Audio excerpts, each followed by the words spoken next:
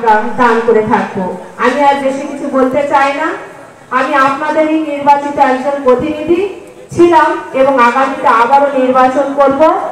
আপনারা আমাকে ভোট দিয়ে আপনাদের সুখে দুঃখে পাশে থাকার সুযোগ করে দিবেন এবং আপনারা এখানে যে উদ্দেশ্য নিয়ে এসেছে মহান রাব্বুল আলামিন আপনাদের সকল উদ্দেশ্য মনের আশা আপনাদের পূরণ করে দিন এবং আজকে যারা বক্তব্য দিবেন তাদের এই বক্তব্য আপনারা সুন্দরভাবে শ্রবণ করবেন এবং তা বাস্তব জীবনে প্রয়োগ করবেন।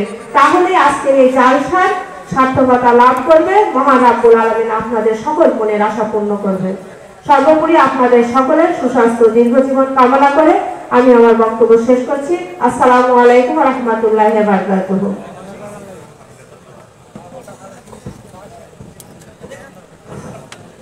ধন্যবাদ আমাকে। এবারে আপনাদের সাথে সালাম বিনিময় করবেন আমাদের শ্রদ্ধাপূর্ণ একজন ব্যক্তি,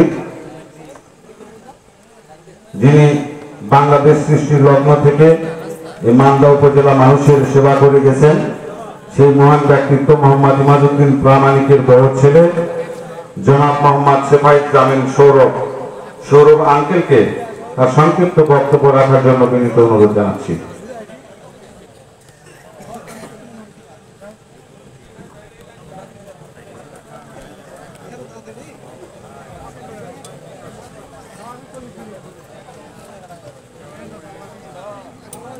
সম্মানিত আমার পরম শ্রদ্ধেয় উপস্থিত দিন ইসলাম প্রিয়